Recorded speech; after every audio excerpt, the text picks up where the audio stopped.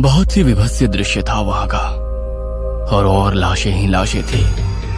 उन लाशों पर सैकड़ों मक्खियां भिनभिना रही थी। इतनी भीषण रेल दुर्घटना पिछले 100 सालों में नहीं घटी थी। 3 रेलगाड़ियां, जिसमें एक मालगाड़ी शामिल थी, उनकी बोगियां एक दूसरे पर पूरी तरह जड़ी हुई थी। ट्रेन की जनरल बोगी समेत स्लीपर क्लास और एसी की कहीं बोगियां एकदम तहस नहस हो गई थी। शायद कोई भी नहीं बचा था उनमें। 72 घंटे हो गए थे इस भयानक दुर्घटना के, लेकिन लाशों के निकलने का सिलसिला लगातार जारी था। बचाव दल वाले पूरे मुस्तैदी से अपना काम कर रहे थे। ट्रेन की बोगियों में फंसे लोगों को ट्रेन के डिब्बों को काट कर निकाला जा रहा था। एम्बुलेंस और बोगियों को काटने वाली मशीन की आवाज सुनकर भी डर लग रहा था। एम्बुलेंस में घायल कम, लाशें ज्यादा ले जाई जा रही थी। लेकिन कुछ लोग अभी भी अपनों की तलाश में भटक रहे थे। बचाव दल वालों से उन्हें उम्मीद थी कि वो उनके अपनों को शायद निकाल लाए। मेरा बेटा, मेरा 18 साल का जवान बेटा, उसे कुछ मत होने दीजिए। उसे भगवान के लिए निकाल दीजिए। वो अंदर फंसा है। वो देखिए ना, उसके हाथों में हरकत हो रही है। उसे निकाल लीजिए, उसे निकाल लीजिए। माँ ऐसी ही होती है शायद। जहाँ उम्मीद ना हो वहां पर भी उम्मीद लगा बैठती है। उसका जवान बेटा मर चुका था, बेजान पड़ा था उसका शरीर। फिर भी उसे लग रहा था कि उसके हाथों में हरकत हो रही है और चीख पुकार मची हुई थी। कोई अपने मासूम बच्चे की लाश को देखकर बार बार बेहोश हो रहा था, तो कोई अपने बूढ़े पिता के मृत शरीर को घूर घूर कर देख रहा था। कोई अपनी पत्नी के मृत शरीर को सीने से चिपकाए रो रहा था, तो कोई अपने पति की लाश से बातें कर रही थी। कहा था जिंदगी भर साथ निभाओगे। अरे कहा था ना। फिर बीच रास्ते में क्यों छोड़कर चले गए? अरे बोलो ना, क्यों चले गए? अब मेरी मांग सूनी हो जाएगी। अब है मेरी मांग में सिंदूर देखना तुम्हें बहुत पसंद था ना। अब कभी नहीं लगा पाऊंगी मैं सिंदूर, कभी नहीं। बचाव कार्य तो जारी था, लेकिन अब जिंदा बचे लोगों की उम्मीद कम ही थी। लेकिन उस दर्दनाक मंजर वाली जगह पर भी लोगों की चित्कार और लाशों की भयंकर दुर्गंध के बीच फोटोग्राफर दिनकर फोटो ले रहा था। वह एक प्राइवेट अखबार में फोटोग्राफर का काम करता था। एक्सीडेंट के हर एक सीन को वह बारीकी से अपने कैमरे में उतार रहा था। उस भयानक और चीख पुकार वाले स्पॉट को देखकर उसकी आंखें भी भीग रही थी। लाशों को देख उसके दिल की धड़कन भी तेज हो रही थी। लेकिन उसे अपना काम करना था, क्योंकि उसी से तो उसका घर चलता था। उसने कई सारी फोटो खींची और सारी तस्वीरें ऐसी कि कोई साधारण इंसान उसे देखे तो खौफ उसके चेहरे पर साफ साफ दिख जाए। तस्वीरें खींचकर वो उन तस्वीरों को जूम करके भी देख रहा था कि ठीक आई है कि नहीं। ऐसे ही एक तस्वीर को जब वो जूम करके देख रहा था, तभी अचानक वह एकदम से डर गया। बड़ी ही भयानक लाश की तस्वीर थी वो। उसकी दोनों आंखें बाहर को निकल गई थी और वो आंखें ऐसा लग रहा था कि दिनकर को ही घूर कर देख रही है। तभी वहां अचानक बारिश शुरू हो गई। एक तो कड़ाके की सर्दी, ऊपर से बारिश। दिनकर का काम लगभग हो चुका था, इसलिए उसने अपनी बाइक स्टार्ट की और घर की ओर चल पड़ा। पूरे रास्ते उसकी आंखों के आगे दुर्घटना स्थल का ही सीन घूम रहा था। दिनकर घर पहुंच गया था। पिछले 2-3 घंटे से वो बहुत ही बिजी था। हर दिन लाशों की तस्वीर खींचना, उसे स्कैन करके ऑफिस ईमेल और पोस्ट दोनों करना उसका काम था। उस रात भी वो यही कर रहा था। रात के यही कोई 12:30 बज रहे थे। हर और खामोशी ही खामोशी छाई हुई थी। दिनकर एक बार फिर से अपनी खींची तस्वीरों को जूम करके देख रहा था, क्योंकि वो कोई रिस्क नहीं लेना चाहता था। क्योंकि अगर एक भी तस्वीर खराब पोस्ट होती या क्लियर पोस्ट नहीं होती तो उसे अपने बॉस के गुस्से का सामना करना पड़ता था। इसलिए वो एक बार फिर से उन तस्वीरों को जूम करके देखने लगा, धीरे धीरे बारीकी से। लेकिन तभी फिर से उस तस्वीर पर उसकी निगाह टिक गई। वो जल्दी से उसे हटाकर आगे बढ़ना चाहता था, लेकिन तभी उसे लगा कि उस लाश की आंखें तस्वीर से एकदम से बाहर निकल आई हैं और उससे कह रही है कि अरे मैं तो अब मर गया, अब मेरे मुर्दा शरीर को छोड़ दे, छोड़ दे। दिनकर का दिल जोर जोर से धड़कने लगा। उसने कैमरे को बंद किया और सिगरेट जलाई। सिगरेट का कश लगाते हुए वो अपनी आराम कुर्सी पर बैठकर कुछ सोचने लगा।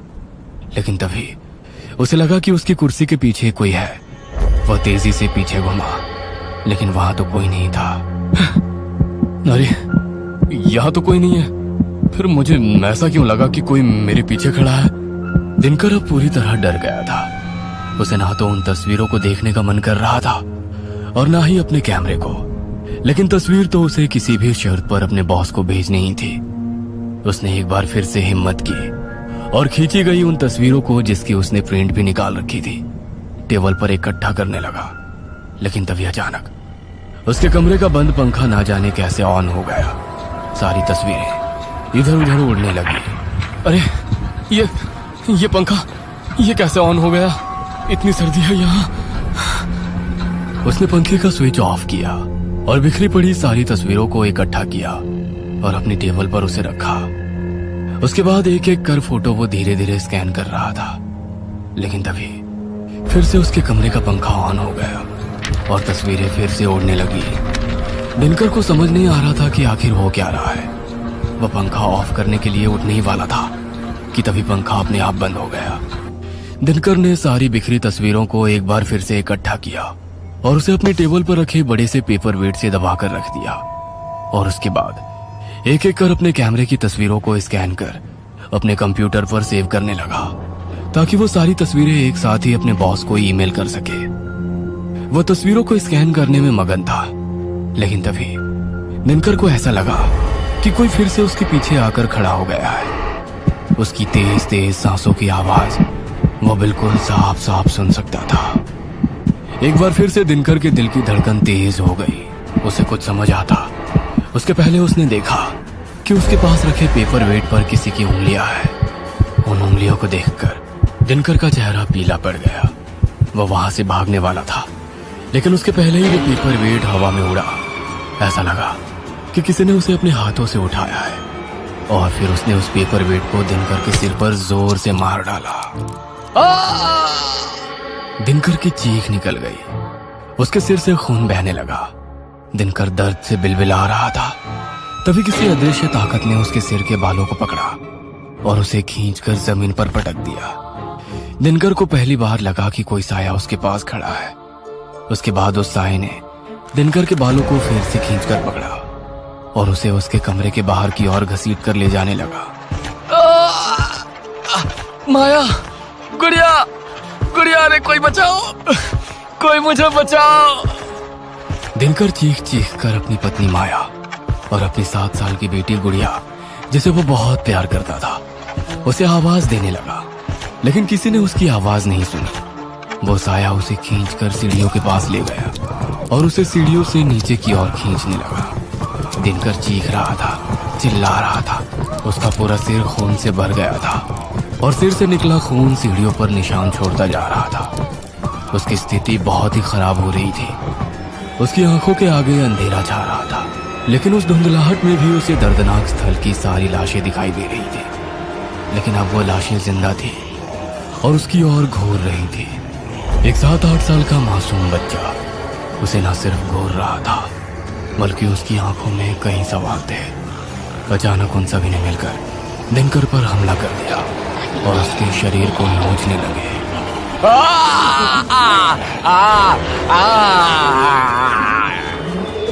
दिनकर दर्द से करा उठा और फिर से उसने अपनी पूरी ताकत लगाई और जोर से चिल्ला उठा, माया! पूरे 9 दिन हो गए थे दिनकर को अस्पताल के उस मेंटल वार्ड में। उसकी पत्नी माया और बेटी गुड़िया उसे हर दिन देखने आते। उसकी बेटी गुड़िया डॉक्टर से बार बार एक ही बात पूछती, मेरा पापा कब तक ठीक हो जाएगा? कुछ कहा नहीं जा सकता। हमने शॉक थेरेपी देनी शुरू कर दी है, लेकिन उसका कोई खास असर दिख नहीं रहा है तुम्हारे पापा पर। डॉक्टर अंकल, मेरे पापा को ठीक कर दो ना प्लीज, प्लीज उन्हें ठीक कर दो ना। मुझे उनके साथ खेलना है, मुझे कहानी सुननी है। हर दिन वो मुझे एक कहानी सुनाते थे, तभी मुझे नींद आती थी। पिछले 9 दिनों से मैं ठीक से नहीं सो पाई हूँ। डॉक्टर खामोशी से गुड़िया की बातों को सुन रहा था, लेकिन वो उसकी बातों का क्या जवाब देता उसे समझ नहीं आ रहा था। तुम्हें शर्म नहीं आती दिनकर? कितने दिन हो गए हाँ बोलो, कितने दिन हो गए? दिन क्या, कितने महीने हो गए? तुम एक ढंग की तस्वीर नहीं ले पाए हमारे अखबार के लिए। देखो, हम यहाँ भंडारा नहीं चला रहे हैं, ना ही चैरिटी कर रहे हैं। हम सैलरी मुफ्त में नहीं देते, काम करना पड़ता है, काम। सर मैं तस्वीरें तो लाता ही हूँ। उन घटिया बिना मतलब की तस्वीरों का मैं क्या करूं बोलो? उसकी अगरबत्ती बनाऊं? लोगों को मसाला चाहिए तस्वीरों में, दर्द चाहिए, इमोशन चाहिए, ड्रामा चाहिए, तभी तो हमारा अखबार बिकेगा। सर मैं कोशिश तो कर रहा हूँ। क्या खाक कोशिश कर रहे हो? कान खोलकर सुन लो, इस हफ्ते अगर ढंग की और जबरदस्त तस्वीरें जिसमें इमोशन हो, अगर वो नहीं आई तो फिर अगले हफ्ते से अखबार के दफ्तर आने की कोई जरूरत नहीं है। पिछले 6 महीने से दिनकर ने एक भी ऐसी तस्वीर नहीं खींची थी जो अखबार के लिए फायदे का सौदा होती। पिछले 6 महीने से उसकी सैलरी भी लगभग आधी ही आ रही थी। बहुत तकलीफ से वो घर खर्चा चला रहा था। आज जब बॉस ने उसे ये कहा कि अगर कोई जबरदस्त तस्वीर वो नहीं खींच कर लाया तो उसे अगले हफ्ते से दफ्तर आने की जरूरत नहीं है, ये बात बार बार उसके दिमाग में लगातार घूम रही थी। उसे कुछ रास्ता नहीं सोच रहा था कि आखिर वो कहां से ऐसी तस्वीर खींचे जो उसके बॉस को खुश कर सके। उदास मन से वो घर पहुंचा। माया ने टेबल पर रखा खाना लगाया। बेमन से दिनकर अपनी पत्नी और बेटी के साथ खाने बैठा, लेकिन उसके गले से निवाला उतर ही नहीं रहा था। तभी माया ने कहा, गुड़िया के स्कूल से फाइल रिमाइंडर आ गया है। अगर इस महीने फीस नहीं जमा की तो उसे स्कूल से निकाल देंगे। माया अपनी बात कही जा रही थी, लेकिन दिनकर तो किसी और ख्याल में खोया हुआ था। उसे देखकर माया को जोरों का गुस्सा आया। दिनकर, मैं तुमसे कुछ कह रही हूँ, तुम सुन रहे हो कि नहीं? क्या हुआ? होगा क्या? तुमने और तुम्हारी इस नौकरी ने हमारा जीवन नर्क बना दिया है। मन तो करता है तुम्हारा ये कैमरा लूं और इसे आग लगा दूं। अरे तुम्हारी इस नौकरी के कारण छोटी छोटी चीजों के लिए कॉम्प्रोमाइज करना पड़ता है। मैं तो कर ही रही थी फिर भी किसी तरह समझौते, ये सोचकर कि यही मेरी किस्मत है। लेकिन अब हमारी बेटी को भी करना पड़ेगा। अगर उसकी फीस जमा नहीं हुई तो स्कूल वाले इसे स्कूल से निकाल देंगे। हाँ, ऐसे कैसे निकाल देंगे? फीस नहीं दोगे तो निकालेंगे ही ना, आरती तो नहीं उतारेंगे। और हाँ, ये भी याद रखना कि ये फ्लैट भी रेंट का है और मकान मालिक इसके लिए भी लास्ट रिमाइंडर दे चुका है। दिनकर इन दिनों जिंदगी के थपेड़ों से तो परेशान था ही, ऊपर से माया की जली कटी बातें उसकी आत्मा को चोट पहुंचा देती थी। मैं कुछ करता हूँ माया, तुम स्कूल वालों से कहकर थोड़ी मोहलत ले लो। अरे ये बात कहते हुए तुम्हें तो शर्म नहीं आती, लेकिन मुझे आती है। पिछले 6 महीने से कितनी बार मोहलत ले चुकी हूँ। अब तो मन करता है कि कहीं भाग जाऊं या कुछ कर लूं। अस्पताल के मेंटल वार्ड के बाहर कुत्ते लगातार भौंके जा रहे थे। दिनकर अस्पताल के बिस्तर पर चुपचाप बैठा हुआ था। थोड़ी देर पहले ही उसकी शॉक थेरेपी हुई थी। पिछले 9 दिनों में उसकी सेहत बहुत ही डाउन हो गई थी। वह एकटक अपने वार्ड की खिड़की की ओर घूरे जा रहा था। तभी अचानक उसे लगा कि खिड़की से 2 आंखें उसे घूर रही है। वह उन आंखों को अच्छे से पहचानता था। यह वही आंखें थी, तस्वीर वाली। दिनकर के दिल की धड़कन एक बार फिर से तेज हो गई। अचानक वो आंखें वहां से गायब हुई और खिड़की धड़ाम से बंद हो गई। दिनकर बहुत डर गया। तभी उसे लगा कि उसके कमरे में कई सारे लोग बैठे हुए हैं और उसके कमरे में कुछ लाशें भी रखी हुई हैं। बैठे हुए लोग उन लाशों से लिपट कर रो रहे हैं। रोने की वो आवाज बहुत ही डरावनी थी। आंखें खोलो, ऐसे मुझे छोड़कर क्यों चले गए? आंखें खोलो। दिनकर का दिमाग काम नहीं कर रहा था। वह बिस्तर से उठकर भाग जाना चाहता था, इसलिए वह जल्दी से बिस्तर से उतरा, लेकिन तभी उन सभी ने उसके पैरों को पकड़ लिया। उसके बाद वहां बैठे लोगों ने उसके पैरों में लोहे की जंजीर बांध दी। दिनकर अपने पैरों को जंजीर से निकालने की कोशिश करता, लेकिन वो उस कोशिश में नाकामयाब हो रहा था। लेकिन फिर भी वह कोशिश करता रहा। उसका पैर लोहे की जंजीरों से लगकर लहूलुहान हो रहा था। तभी ना जाने कहां से कुछ चूहों का झुंड वहां आया और उसके पैरों को काटने लगा।